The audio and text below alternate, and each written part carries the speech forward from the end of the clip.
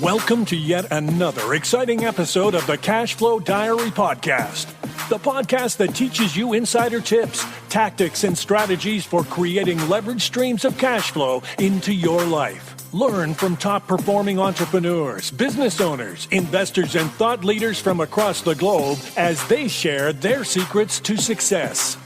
Like what you learn on this and other Cash Flow Diary podcast episodes? Go to learninvestingnow.com and sign up to receive powerful tips and information that will help you succeed as an entrepreneur and investor. Now, here's your host, investor, entrepreneur, business owner, educator, speaker, author, and master facilitator of Robert Kiyosaki's cash flow game, Jay Massey. Okay, so let's get over to our main topic for today. That is simply, we're going to talk about changing patterns because, no matter how old you are, you have a pattern, from the pretty much the time you're born, right? You've got a pattern. You've got a pattern for eating. You got a pattern for sleeping. You like to wake up. Some of you know, hey, I'm a morning person. I'm a night person. I'm a midday person. I get tired at this time, etc., etc. But our patterns are those patterns, those habits, those things are those concepts, if you will, are the actual driving force that begin to determine so many things about who we are and what we have available. For example, you may not have heard this before. I'm going to expand upon it a little bit, but it's called the process of manifestation. The process of manifestation. What it simply is suggesting is, how do things come into being? How does something come from nothing or a perceived nothing? Where does it start? What is the process and how does it end? For example, it is stated that oftentimes things begin with a thought or an idea. You have a thought long enough, and what it begins to create within you are feelings. Those feelings persist long enough and they become beliefs. Those beliefs grow stronger and motivate you to take action, and you create activity. As you go out there to create activity, you begin to develop and experience results. You get enough of those results, and what begins to form are habits. And enough of those habits, or repeating those habits consistently over time, they begin to shape your character. And then from your character, you reap your destiny. So it starts with your thoughts, begins and goes through the process of feelings, beliefs, activities, results, habits, eventually resulting in character and destiny. When I say character, these are things that you are absolutely known for. For example, some of you are known for speeding, okay? I know that in the past year or so, I've definitely gotten more than one speeding ticket, and I shouldn't have done it, and that was totally wrong. But I am definitely known for possibly, looking before I leap, or speeding, or jumping ahead in a lot of ways, because that's just part of who I am. In fact, I often tell people I'm the guy who is, you know how they say, fire, aim, ready? That's how I describe myself. I'm more of a fire, aim, ready kind of person, more than a ready, aim, fire person. And some of you are ready, aim, ready, aim, ready, and then you completely change subjects and you never fire. But you get what I'm saying. It all typically starts with a thought that leads to a feeling that leads to a belief, activity, results, habits, character, and then a destiny.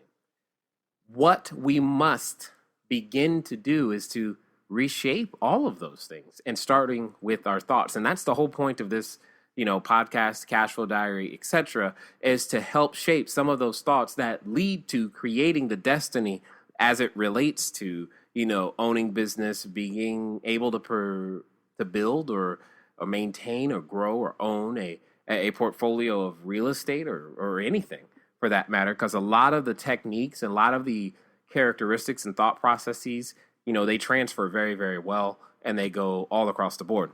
So the process of manifestation, if you will, is something that we must pay attention to. A book out there that can help you with some of these things and tangibly is Gary Keller's book. It's, the millionaire real estate investor. And he talks about a process of becoming that real estate investor by first learning to think like a millionaire, buy $1 million worth of real estate, own $1 million worth of equity, and receive $1 million, dollars in cash. That's exactly the process that we're referring to, but he's stating it in a completely different way. You may have heard it in many different forms. At the end of the day, you've got to be aware that you have habits that are formed from all of this that determine where you end up. And the fun part is, at least what I consider to be part of the fun, is that all of us are in the process of becoming. We're in the process of becoming something. The question is are we becoming that something consciously, or are we just, existing and meandering through life and taking it as we come? So let's talk about some of the habits as it relates to a real estate investor. Would a habit of a real estate investor be, say, writing offers? Would a habit of a real estate investor be, say, going to networking events? Would a habit of a real estate investor be growing a database of contacts and understanding what resources they have and what they're looking for? Would developing, say, yourself personally and understanding your own emotions, the difference between fear, greed, and discipline, and being able to help those emotions be tame and grow and understand how you respond to them? Are there any technical requirements, i.e., do you need some additional vocabulary? What are some of those habits? What is the specialized knowledge, as it says in the book Think and Grow Rich, that you would need to have or that a real estate investor needs to have? What are those habits? Would a real estate investor consistently invest in their own education well and above and beyond any sort of technical details necessary so that they could become a better person, so that they could serve more people? So in my opinion, time management per se, I don't know that there's such a thing because I can't manage time. I can't manipulate it, so to speak. I can't make it stop. I can't make it go faster. And there have been times in my investing career where I've wanted both, where you want to make it stop, where all the rent comes in. You're like, ooh, yes, I just love that feeling, right? Or, there have been times where you want it to go faster when, you find out something, bad has happened, or more importantly, a vacancy occurred. You're like, oh, how do we get over that really quickly? But what it comes down to, in my opinion, when we say the word manage, it's just more or less a priority. It comes down to a mindset. We've got to decide what's a priority. Because you and I, you probably already know this, but you and I only get 24 hours in any given day. That's it. No more, no less. So we're all given the exact same amount, and it's how you and I prioritize, those hours, minutes, seconds in a day, right? And that's what makes the difference, in a year. How do you measure a man's life, right? And it comes down to what he or she prioritized. And so what it comes down to is that some of the things that you expect of yourself should be changing now that you're a real estate investor. You should still expect of yourself, even during this time, to write offers. You should still expect of yourself to accept offers, to open escrows, to close escrows, because you're now paid for generating a result. And no better time than right now to generate that result, right? Because after the end of the year becomes the beginning of a new one. And I know one of the number one New Year's resolutions is, hey, I want to lose weight, right? And then the other one right behind it is, I want to make more money. And the deals that you close in January and February are going to get started now, clearly. The investors you find and that contribute capital at the beginning of your new year are going to be probably some of the ones you find right now. And so now is not the quote unquote time to take off, so to speak. So another piece of that whole time management is also, what you expect from your team. Because if you're working with, lenders, lawyers, and employees or contractors, et cetera, you still need to set time expectations for them, because they may be thinking, hey, it's the fourth quarter, Thanksgiving's coming up. I don't really need to move as fast. And that may or may not be true depending on what you are asking them to do, but it's definitely something you want to think about. You always want to work with the principle of what, when. Always ask people, what are you going to do? When are you going to do it by? And now, like no other time, you don't want that question unanswered, because if you leave what and or when unanswered, then they're free to answer it in any way they like. And then what ends up happening is that you feel like you've lost, time. But let's continue with our cash quote for this particular episode. It simply says, some men have thousands of reasons why they cannot do what they want to do. All they need is one reason why they can. That came to us from Willis Rodney Whitney. What I like is that air of possibility. That's the thing that it's a challenge to hold on to, right? Some men have thousands of reasons why they cannot do what they want to do. I know that all of us can come up with thousands of reasons why something won't work, why it's not the right time, how it doesn't make sense, et cetera, that it'll be better next year, it'll be better next week, I'll start next Monday, I'm too tall, I'm too short, whatever it is that you want to say. But all you really need is one reason why you can do something. And if that's you, no, because I believe you can. Because you have that ability within you. And here's the key. When we're afraid, any excuse will do. I'm sure you've heard me say that before, but that's the truth. When we're afraid, when I'm afraid, when you are afraid, any excuse will do. And we'll grab the one, here's the key, we'll grab the one that we know our friends will agree with the easiest first. That'll be the first one we grab. Whatever ones we got, I don't have time. Oh, it's Christmas. Oh, I have holidays. Or it's my kid's birthday. Oh, whatever excuse it is that we can get the most validation for the easiest, that'll be the one that we latch onto, because all of our friends around us will gladly and easily say, hey, that's why you can't do it. Yeah, it makes sense. I have the same issue, blah, blah, blah, blah, blah. All you need is one reason why you can. And your commitment to continue listening, your commitment to continue taking action, your commitment to going in the correct directions and doing the things that are necessary for yourself and your family are the reasons why. Because the pain you feel is the reason why you should. Doubt kills more dreams than failure ever will. Now, when I think about that, it just simply says that, A, we talk ourselves out of taking any action, let alone the wrong actions.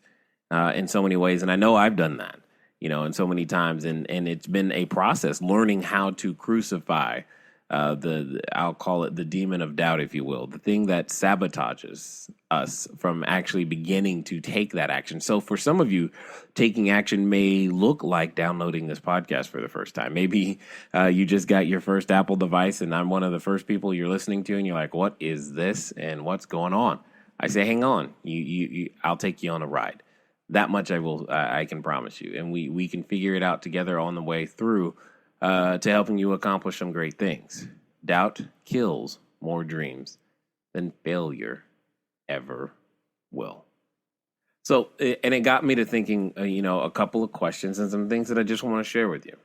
Let me ask you this question. What is the difference between believing something and knowing it? Simply believing something and knowing it. What is the difference between those two? I submit for your acceptance that it's one word. Experience. That's the difference between believing something is true and knowing it's true, is having some experience with it. Now, if that's the case, where does experience come from? Does experience come from reading the book and watching the seminar and listening? Or does experience come from listening to other people's stories necessarily about what they did and how it went? Does experience come from those places, or does it come from action? Like for example, some of you out there and you know how to cook. You know how to actually cook well, and you've probably been doing a lot of it lately, right? And maybe you even enjoy it, or maybe it's your profession. It doesn't matter. The point is, the experience. If all you did was read the cookbook, how much experience do you have? You know, you may have never tried a particular recipe before, but you believe you could, yeah, I can make that. Of course I can make that. But you don't really know. And there's a difference. Even if it's ingredients you've worked with before, even if it feels hyper familiar and you're like, yeah, I've done it, but I've just not, I've done something like that. I've done things similar. There's a different level of understanding that you gain once you have experience. And I know some of you know exactly what I'm talking about right now. And you're shaking your head. You're like, yeah. But let me ask you this question. Is all and every action you and I going to take going to allow us to receive our desired outcome? Now, be truthful. Every action? Of course not. So does it mean, therefore, that the actions we've taken are of no value or are worthless? I don't think so. So if for instance, I'm in the process of learning to become an investor and I believe I can, but I'm not quite sure, well, clearly the solution is to begin acting like one. All right, that's good. But does it mean every action that I take will be the ones that will result in the desired outcome, this new thing I want to see happen and manifest within my life?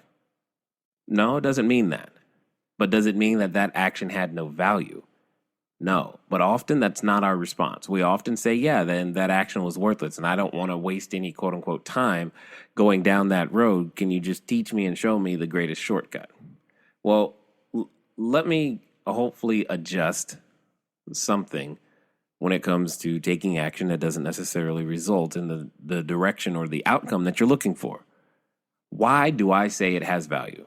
I say it has great value because now at least you can say that you know a way to not do it. See, before you believed that you could do it, and that's good, and you thought anything you whatever way you thought of or the way that you were thinking, you thought this would result in the desired outcome. But now you have a shot at saying, well, at least I know one way it doesn't work. You say, what's the value in that? Well, because I didn't get what I want. Well, you've actually moved from believing it won't work to knowing it won't work because you're not really sure, and you're moving through this process. And here's okay, I'm going to go completely ridiculous on you for a second. And if nothing else, if you never tried any other way to do that something, whatever that is, you tried one way to write an offer and it didn't work. You tried one way to ask somebody for private capital and it didn't work. You tried one way to drive a car and it didn't work. You tried one way to walk and it didn't work. You tried one way to listen to a podcast and it didn't work. You tried whatever.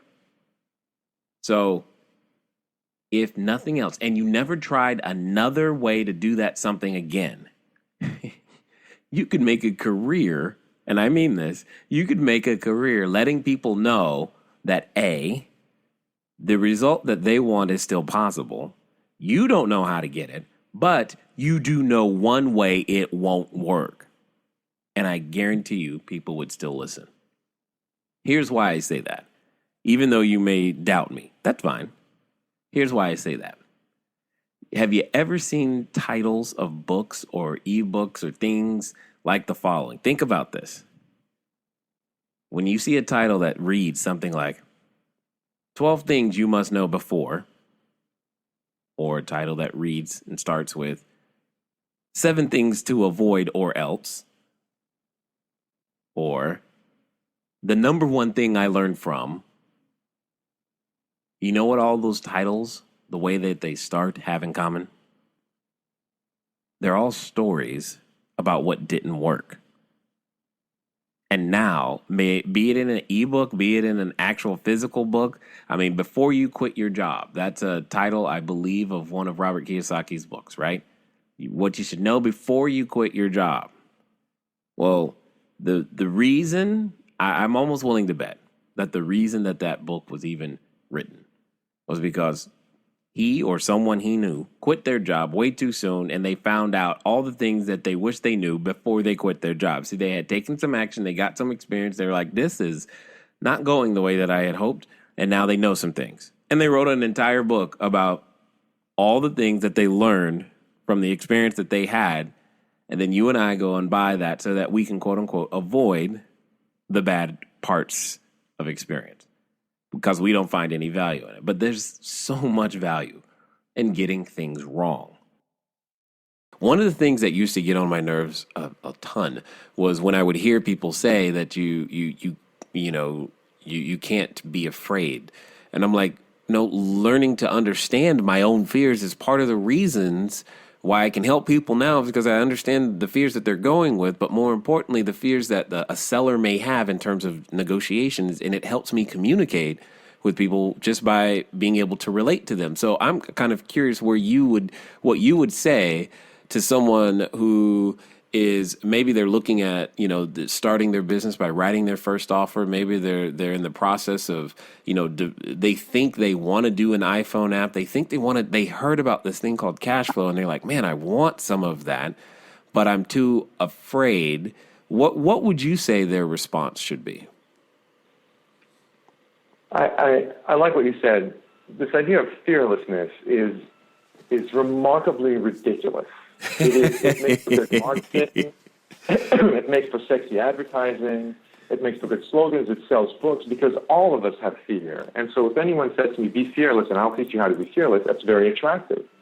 The reality is it's ridiculous. There is no possibility of being fearless. The issue is not about having no fear. The issue is about developing courage, cultivating courage. Fear is biological. Every animal, every organism reacts in a defensive way against the perceived sense of danger. That's what we call fear. Fear is a response to danger, and the sheer reality of being alive means that we recoil, react to perceived danger, and that's called fear. So fear is biological. It is wired into every neural pathway in our brain and cell in our body. This is not a function of being fearless. Fearless would be either somebody who's dead or lobotomized or somehow mentally ill. Neither of those is a terrific option for an investor. I'll skip those. Yes, I agree. Yeah. And so the question is, how can I be courageous? How can I cultivate courage? And to your point, it's unavoidable that we're going to have to face the fear. And therein, again, that's one of the four virtues that I talk about in this hero's journey, leadership as a hero's journey, life as a hero's journey, is that we're not going to be without fear. The question is, how do we relate to fear? And often what we're afraid of is the various potential damage we're envisioning downstream, right? So I could lose my money, I could lose my reputation, I could lose my comfort, I could lose my relationship. It's usually a sense of something that's going to be lost. And so the idea of cultivating courage, for me, as I mentioned before, begins with willingly facing what we'd rather walk away from. And I'm not saying conquering or defeating it or removing it. I'm facing it. Half the battle is willing to just be present to and be with and embrace that which we'd rather run away from. So whether that's a relationship that's in conflict or whether that's a belief that is in conflict, like, I want to start this, I want to invest, but I could lose my money, the market could go south. There's all these reasons why it could, but we have to face those reasons first. Second, I propose that. Go ahead. No. I like this. This is because what you just hit on is something that I deal with all the time when I'm dealing with new investors in their relationships. They have this relationship to money and what has happened to them into the past that prevents them from taking the actions. Because the common, here's probably one of the most common things I get is, especially now, they're like, well, I had a lot of money. My 401k is now a 201k, and I've got that money back now. I've been able to make it back, but I'm afraid of it happening again. and then they can face things. They can know about things like inflation and the lack of social security and all the things that they're looking at in the future and go, well, that's so far off. I'm not as afraid of that as I am of losing the money today when simple math will tell you won't have enough unless you do something. And it's always just an interesting struggle to hear people how they're going to deal with it. And that becomes my question to them. It's like, I understand exactly what you're feeling. I felt feelers like that too. Many people do. I submit, and I'm very curious to hear what you'd have to say on this. I submit the difference between those who are successful and those who are not isn't, as you say, a lack of fear, because I don't believe that either. I believe it's how they've learned how to respond to those fear instincts and what they do because when they feel them. What would you say to that? I agree completely, because we all have fear. So it's a matter of how did we learn to deal with those fear instincts, to your point. And one of the things that I propose to everyone to do is to ask this very simple question. What am I really afraid of? What we're really afraid of typically comes down to one of three or four things. We're afraid of failure, right? We just don't want to look bad, seem foolish, or lose power and control. We're afraid of rejection. We don't want to be pushed away. We don't want to lose a relationship. We're afraid of humiliation. We don't want to show up as though we're stupid or incompetent in the world. And usually those three are sort of banging around in our heads, and they have their own versions in each one of us. But if I'm afraid of humiliation or rejection or failure, then I need to ask myself, well, what can I do to appease or deal with that fear? Because that's really what's going on. It's not the subs, it's not the market, it's not the rate. It's my fear that I'm going to look like an idiot. That's what I have to work on. That's amazing. Begins to give me a different angle than just dealing with, I'll make another plan. It's not just about another plan. It's about greater awareness. So true. It's so funny that you said that last one. I started smiling simply because I often tell everyone there are two things that it's impossible to do simultaneously. You can't learn something and look good at the same time. And because we're so busy trying to look good, we never learn.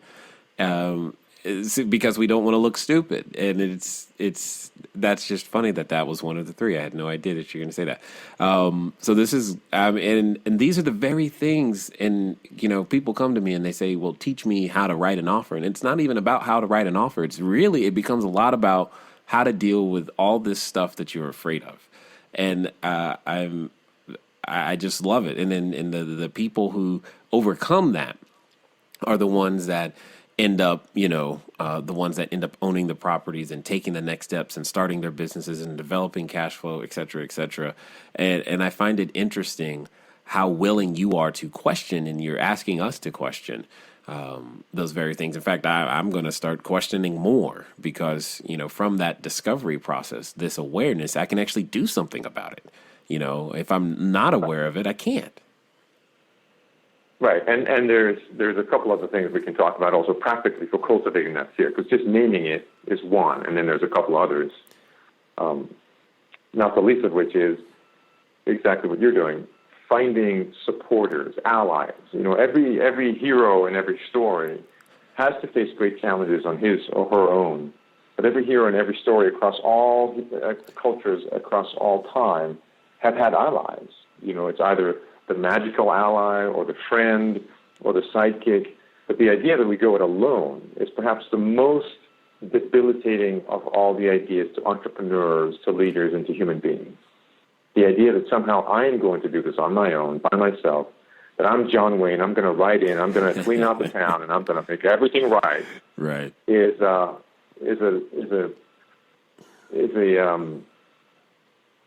an addiction that's not serving anyone.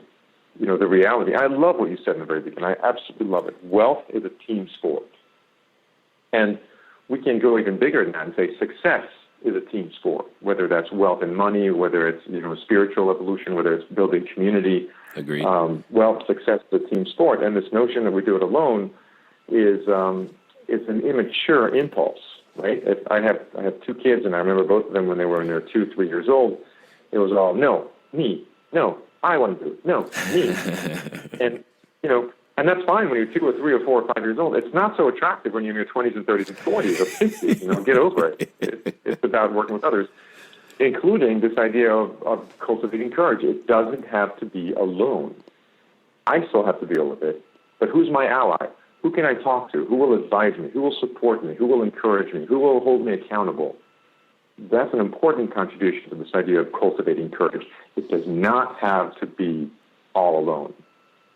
No, and in fact, I say the weakest point is when you're by yourself, especially when it comes to real estate, and because that's what I think about. I think about real estate a lot for obvious reasons, and another manifestation of that I've seen of that is when people go to buy real estate, they'll say things like, "Well, I'll just buy one house," and I'm like, "Well, that's your riskiest position. If you had 10, the other 9 can support the one if something happens." And that, it's that same thought process across many different avenues. And it's that thought process that allows us to expand our influence. And I think, that there are a number of people right now listening to you and I who have great causes, great things that they'd like to have happen, but they've got this in the way. They've got great passion and they got great enthusiasm about what it is that they're looking for, but they have I have to do it all by myself mentality. So what would you prescribe as a way to stop that? What are is there a practical, is there something, do I got to do 50 push-ups? What is it? Tell me, how are we going to get over this? How are we going to get over this kind of urge to do it alone? Yes. Yeah, that's a maturation process. That is the hero's journey. That's the evolutionary process of our life. And I think how we do it is, at some point, you really do have to swallow hard and reach out and ask for help. And I think that the folks who are willing to do so. One element of it is education. People sometimes don't know that doing it on their own is a limitation. So if they listen to this program, if they listen to you, if they read my material, there's lots of teachers who are teaching that, success is a team sport, wealth is a team sport. I love that statement. And so getting that notion, being exposed to the idea, that's the power of education. So that's one. Then two, it becomes a matter of finding, articulating the intention. What is it that I want to create? So to your point, Jay is, he is earning $10,000 a month. Jay is earning $10,000 a month. I am earning $10,000 a month. There's an intention. There's a purpose. There's a goal. There's something you're striving for that is bigger than what you've accomplished in the past. And I think identifying that does two things. One is it gives you a sense of direction. Two, it raises all those fears and anxieties. Right? Because suddenly you start thinking, well, no, I can't, I won't, I haven't, it's not possible. That's the conversation of anxiety in your head, fear in your head. And when you have that clear desire and you have some awareness around what you're afraid of, then reaching out to someone and say, help me, becomes much more concrete, right? Help me with what? Well, help me accomplish this. How can I help you? Well, this is what's coming up for me. Any ideas on how I can overcome it? And so we have to do a little bit of pre-work in order to make ourselves available to find a good mentor, a good ally, a good teacher. And that work in part says, state your desired outcome. What is your intention? What's your goal? What is it you're trying to create? One. Two, begin to become aware of what's getting in the way.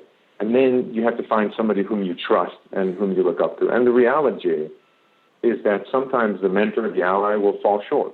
Sometimes a relationship doesn't work. Sometimes a person isn't who you thought they were. That's no reason not to do it again.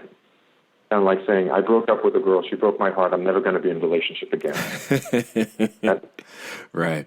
There's a logic to it that's not logical. Right. I don't know if we've all gone through it, but I certainly have. I've broken up with girlfriends. I thought, oh my God, I'm crushed. There's no way I can ever be in love again. And guess what? That didn't turn out to be true.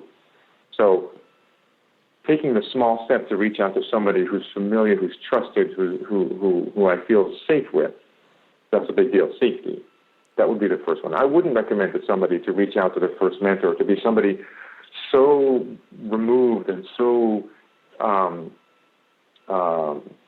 distant from them, either in terms of authority or position or accomplishments, that it's hard to relate to them. Right? My first allies, my first helpers ought to be people that I can feel safe with.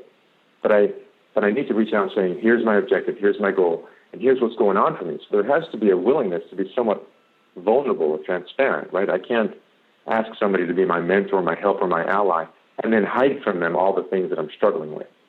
So set the objective, become aware of the inner dialogue, find somebody safe to work with, and begin to explore with them how to move forward, how to be accountable, how to be motivated, how to be encouraged.